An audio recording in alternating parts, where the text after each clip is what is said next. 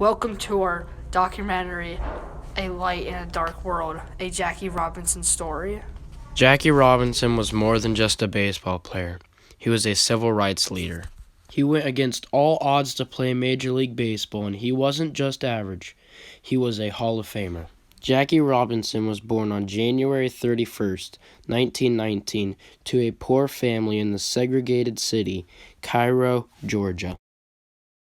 Jackie's mom's name was Mally Robinson, his father Jerry Robinson. Jackie's father left the family at a very early age, making his family more in need, and sometimes his mom had to work 18-hour days. He was the youngest of the 5 kids in his family. He had 3 brothers, Mark Robinson, Edgar Robinson, and Frank Robinson, and 1 sister, Willie Mae Robinson. Jackie was great at sports from an early age, and that made his white schoolmates be nice to him. Jackie would sometimes get food from his classmates if he agreed to play on their team at recess. He would bring the food home and share it with his brothers and sisters.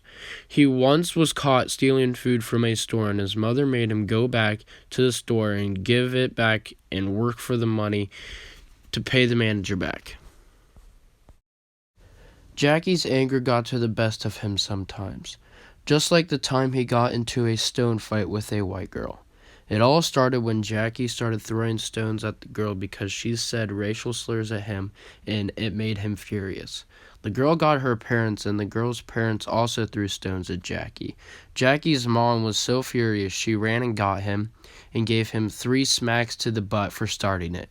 Jackie lived in a white neighborhood at the time this all happened. This scared Jackie's mom, so Jackie's mom enrolled Jackie at Washington Junior High School. As a boy in high school, Jackie went to John Muir High School. Frank Kellert at bat. Robinson dashes for the plate.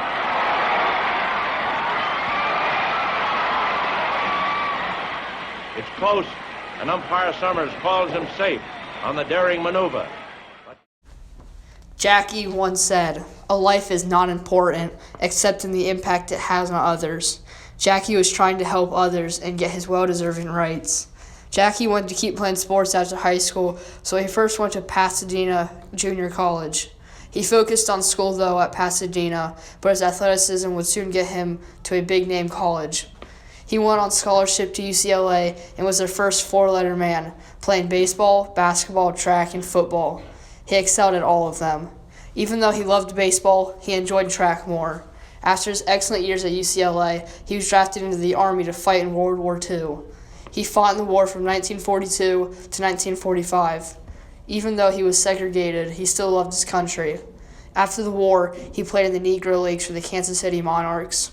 He only played 47 games, not being paid very much. He left the Negro Leagues. During the war and playing in the Negro Leagues, he fell in love with a girl named Rachel Isum.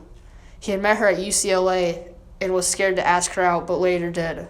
He wrote her letters and once was denied after he had asked Rachel to marry him. They worked everything out and got married on February 10th, 1946. That same year, Branch Rickey gave Jackie the chance of a lifetime to play for the Dodgers minor league team, the Montreal Royals. He then was invited to play for the Dodgers on April 15, 1947, the greatest moment in sports history. I won't have it made until the most unprivileged Negro in Mississippi can live with equal dignity with anyone else in America. This was said by Jackie, who was a civil rights activist on and off the field. Jackie had to make a deal with Branch Rickey before Jackie signed his Major League Baseball contract. The deal was that Jackie could not say anything to the people who said racial slurs, and he could not attack them. This would be hard for Jackie because he had a temper. Branch knew if Jackie did anything to the hateful people, that would be Jackie's ticket out of the MLB, and Branch's plan to sign African Americans would be gone. The Jim Crow policies of baseball did not let any African American play in the big leagues, but that would come to an end on 1945 when the Dodgers put him in their minor league team. The minor league team was the Montreal Royals. Jackie only played 1 season before the Dodgers bought his contract on April 10, 1947. officially the first African American to play in the major leagues. On April 15, 1947, Jackie batted 0-3 and grounded out his first at-bat ever. He did score a run that game. That first game may not have been a great one for Jackie, but it was a great one for the United States, to see the first African American to play in the MLB. After a rough year being cleated, hit by pitches, umpired unfairly, and having racial slurs thrown at Jackie, he went on to win the Rookie of the Year award. Jackie was the first person to win that award. After his first fantastic year, 4 other African American players came into the league. The 4 men were Larry Doby, Hank Thompson, Willard Brown, and Dan Bankhead. Jackie Robinson not only played baseball, he went on many marches for equality for black people. He helped create the National Freedom Bank, which helped black business owners and other minority people to receive loans that they would not receive at any ordinary bank. Jackie sent a telegram to President Johnson asking him to stop the Ku Klux Klan beatings in Alabama. Jackie Robinson played 10 years in the MLB before he retired in 1956. In his 10 years, he hit 137 home runs, had 734 RBIs, 197 stolen bases, 1,518 hits, and scored 947 times. Jackie helped the Dodgers win the World Series in 1955 and winning the MVP in 1949. After all this, Jackie Robinson still influences us today. I may be young, but I know that everyone can work together for mutual respect, and the basic reason is that we should respect each other's humanity. Everyone of all races and all people can work together for one common goal, even if it's in sports, work, or anything. Everyone needs to help each other. It's exactly what Jackie Robinson showed and his Dodger teammates did also. Jackie had to be in conflict everywhere. He wasn't allowed in restaurants, hotels, and stores, but he overcame them, and he showed everyone how to work together as one, even with different people.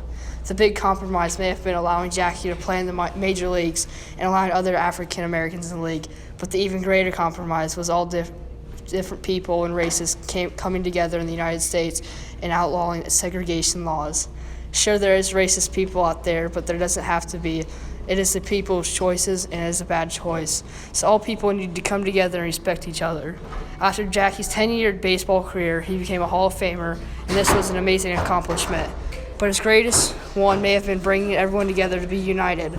Jackie never gave up, and his dream came on July 2, 1964, when the Jim Crow laws were abolished. This ended all segregation in workplaces, stores, and ended all legal segregation. In 1972, on October 15th, Jackie threw out the first pitch of the World Series. He said, "We haven't made it this far for African Americans to play the game, but I still do not see an African American manager." Jackie did not see the first African-American manager, Frank Robinson, in 1975, but if he did, he would be the happiest person ever. Jackie's sons, Jackie Robinson Jr., David Robinson, and daughter Sharon Robinson, are very proud of Jackie and live on his legacy. Sadly, on October 24th, 1972, Jackie Robinson died of a heart attack at his own home at the age of 53. Jackie Robinson, number 42, was retired by the MLB in 1997, which means no one can ever use that number again. All MLB players must wear his number on April 15th every year to show respect for what he did in the game and the United States. All people in the world should show respect for everyone, especially all people who were segregated by others, by never using any racial slurs and honoring Jackie.